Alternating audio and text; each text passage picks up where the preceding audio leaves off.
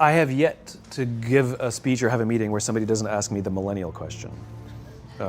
What's the millennial question? Apparently millennials as a generation, which is a group of people who were born approximately 1984 and after, are tough to manage. And they're accused of being entitled and narcissistic, and self-interested, unfocused, lazy. But entitled is the big one. And because they confound leadership so much, what's happening is leaders are asking the millennials, what do you want? And millennials are saying, we want to work in a place with purpose, love that. We want to make an impact, you know, whatever that means. We want free food and beanbags. And so somebody articulates some sort of purpose, there's lots of free food and there's beanbags, and yet for some reason, they're still not happy. And that's because they're missing, there's a missing piece. What I've learned is that I can break it down into 4 pieces, right? There are four things, 4 characteristics. One is parenting, the other one is technology, the third is impatience, and the fourth is environment. The generation that we call the millennials, too many of them grew up subject to, not my words, failed parenting strategies. Where, for example, they were told that they were special all the time. They were told that they could have anything they want in life, just because they want it. Some of them got into honors classes, not because they deserved it, but because their parents complained. And some of them got A's, not because they earned them, but because the teachers didn't want to deal with the parents. Some kids got participation medals. You got a medal for coming in last, right? Which the science we know is pretty clear, which is it devalues the medal and the reward for those who actually work hard. And it actually makes the person who comes in last feel embarrassed because they know they didn't deserve it. So it actually makes them feel worse, right? So you take this group of people and they graduate school and they get a job, and they're thrust into the real world, and in an instant they find out they're not special, their moms can't get them a promotion, that you get nothing for coming in last, and by the way, you can't just have it because you want it. And in an instant, their entire self-image is shattered. And so you have an entire generation that's growing up with lower self-esteem than previous generations. The other problem, to compound it, is we're growing up in a Facebook, Instagram world. In other words, we're good at putting filters on things. We're good at showing people that life is amazing even though I'm depressed. And so everybody sounds tough, and everybody sounds like they got it all figured out. And the reality is there's very little toughness, and most people don't have it figured out. And so when the more senior people say, well, what should we do? They sound like, this is what you gotta do. And they have no clue, right? So you have an entire generation growing up with lower self-esteem than previous generations, right? Through no fault of their own, right? They were dealt a bad hand. Now, let's add in technology.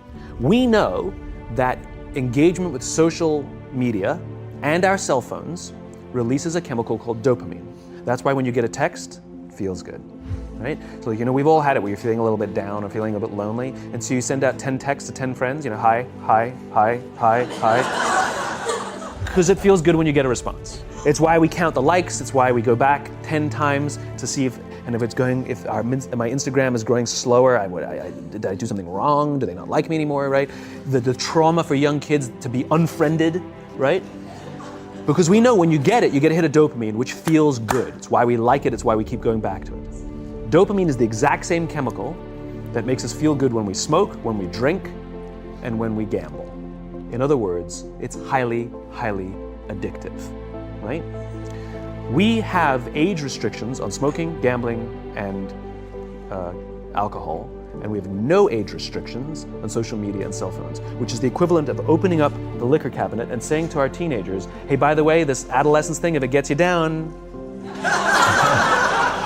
But that's basically what's happening. That's basically what's happening, right? That's basically what happened. You have an entire generation that has access to an addictive, numbing chemical called dopamine through social media and cell phones as they're going through the high stress of adolescence. Why is this important?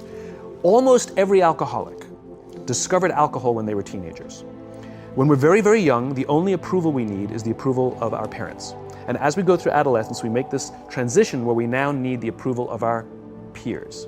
Very frustrating for our parents, very important for us. It allows us to acculturate outside of our immediate families into the broader tribe, right? It's a highly, highly stressful and anxious period of our lives, and we're supposed to learn to rely on our friends. Some people, quite by accident, discover alcohol and numbing effects of dopamine to help them cope with the stresses and anxieties of adolescence. Unfortunately, that becomes hardwired in their brains, and for the rest of their lives, when they suffer significant stress, they will not turn to a person, they will turn to the bottle. Social stress, financial stress, career stress, that's pretty much the primary reasons why an alcoholic drinks, right? What's happening is, because we're allowing unfettered access to these dopamine-producing devices and media, basically it's becoming hardwired, and what we're seeing is, as they grow older, too many kids don't know how to form deep, meaningful relationships. Their words, not mine. They will admit that many of their friendships are superficial. They will admit that their friends, that they don't count on their friends, they don't rely on their friends, they have fun with their friends, but they also know that their friends will cancel on them if something better comes along. Deep, meaningful relationships are not there because they never practice the skill set, and worse, they don't have the coping mechanisms to deal with stress. So when significant stress starts to show up in their lives, they're not turning to a person, they're turning to a device, they're turning to social media, they're turning to these things which offer temporary relief. We know, the science is clear, we know that people who spend more time on Facebook suffer higher rates of depression than people who spend less time on Facebook. These things balanced. Alcohol is not bad, too much alcohol is bad. Gambling is fun, too much gambling is dangerous. There's nothing wrong with social media and cell phones. It's the imbalance. If you're sitting at dinner with your friends and you're texting somebody who's not there, that's a problem. That's an addiction.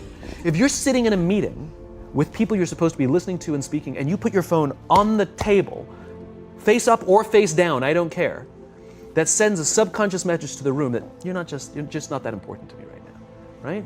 That's what happens. And the fact that you cannot put it away is because you are addicted, right? If you wake up and you check your phone before you say good morning to your girlfriend, boyfriend, or spouse, you have an addiction. And like all addiction, in time, it'll destroy relationships, it'll cost time, and it'll cost money, and it'll make your life worse. So you have a generation growing up with lower self-esteem that doesn't have the coping mechanisms to deal with stress. Now you add in the sense of impatience. They've grown up in a world of instant gratification. You want to buy something, you go on Amazon, it arrives the next day. You want to watch a movie? Log on and watch a movie. You don't check movie times. You want to watch a TV show? Binge. You don't even have to wait week to week to week, right? I know people who skip seasons just so they can binge at the end of the season, right? Instant gratification. You want to go on a date? You don't even have to learn how to be like, hey. You don't even have to learn and practice that skill. You don't have to be the uncomfortable one who says yes when you mean no, and says no when you mean no, and yes when you don't have to swipe right. Bang, I'm a stud. Right? You don't have to learn the social coping mechanisms. Everything you want, you can have instantaneously. Everything you want, instant gratification. Except job satisfaction and strength of relationships, there ain't no app for that. They are slow, meandering, uncomfortable, messy processes. And so I keep meeting these wonderful, fantastic, idealistic, hardworking, smart kids. They've just graduated school. They're in their entry-level job. I sit down with them and I go, how's it going? They go, I think I'm gonna quit. I'm like, why? They're like, I'm not making an impact. I'm like, you've been here 8 months. You know? It's as if they're standing at the foot of a mountain and they have this abstract concept called impact that they want to have in the world, which is the summit. What they don't see is the mountain. I don't care if you go up the mountain quickly or slowly, but there's still a mountain. And so what this young generation needs to learn is patience. That some things that really, really matter, like love, or job fulfillment, joy, love of life, self-confidence, a skill set, any of these things, all of these things take time. Sometimes you can expedite pieces of it, but the overall journey is arduous and long and difficult. And if you don't ask for help and learn that skill set, you will fall off the mountain, or you will, the worst case scenario, and we're already seeing it, the worst case scenario is we're seeing an increase in suicide rates, we're seeing an increase in this generation, we're seeing an increase in accidental deaths due to drug overdoses, we're seeing more and more kids drop out of school or take leaves of absence due to depression. Unheard of. These are all, this is really bad. The best case scenario, those are all bad cases, right? The best case scenario is you'll have an entire population growing up and going through life and just never really finding joy. They'll never really find deep, deep fulfillment in work or in life. They'll just waft through life and it'll be just, it's fine. How's your job? It's fine, the same as yesterday. How's your relationship? It's fine. Like that's the best case scenario. Which leads me to the fourth point, which is environment, which is we're taking this amazing group of young, fantastic kids who were just dealt a bad hand. It's no fault of their own. And we put them in corporate environments that care more about the numbers than they do about the kids. They care more about the short-term gains than the long-term life of this young human being. We care more about the year than the lifetime, right?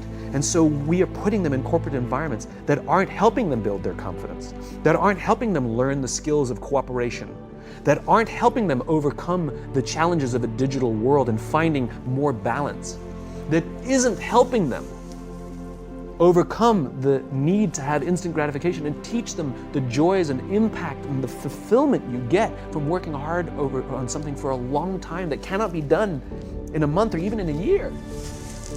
And so we're thrusting to them in corporate environments, and the worst part about it is they think it's them.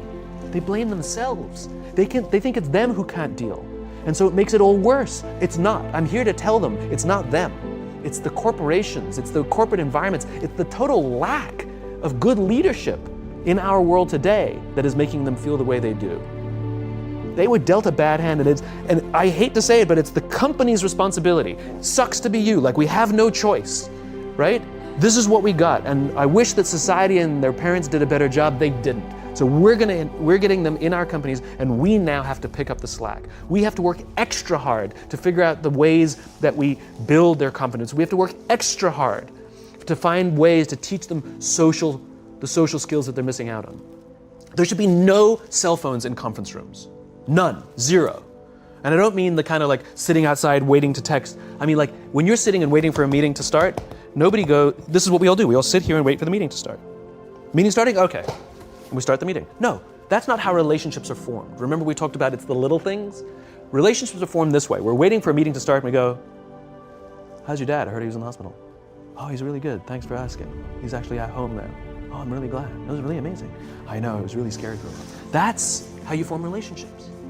Hey, did you ever get that report done? Oh my God, no, I didn't. I'll help you out. Can I help you out with that? Really? That's how trust forms. Trust doesn't form at an event in a day. Even bad times don't form trust immediately. It's the slow, steady consistency. And we have to create mechanisms where we allow for those little innocuous interactions to happen. But when we allow cell phones in conference rooms, we just, okay, have the meeting. And then my favorite is like when there's a cell phone there and you go like this, you go. It rings and you go. I'm not gonna answer that. Mr. Magnanimous, you know? When you're out for dinner with your friends, like I do this with my friends. When we're going out for dinner and we're leaving together, we'll leave our cell phones at home. Who are we calling? Maybe one of us will bring the phone in case we need to call an Uber or take a picture of our meal. That was what I was saying, come on. I'm an idealist, but I'm not insane. You know? Not a heathen. I mean, it looked really good. We'll take one phone. And so it's like an alcoholic. The reason you take the alcohol out of the house is because we cannot trust our willpower. We're just not strong enough. But when you remove the temptation, it actually makes it a lot easier. And so when you just say, don't check your phone, people literally will go like this. And somebody will go to the bathroom, and what's the first thing we do? Have the phone, because I wouldn't want to look around the restaurant for a minute and a half. But if you don't have the phone, you just kind of enjoy the world. And that's where ideas happen. The constant engagement is not where you have innovation and ideas. Ideas happen when our minds wander and we go, and you see something, I bet they could do that. That's called innovation, right? But we're taking away all those little moments, right? You should not, and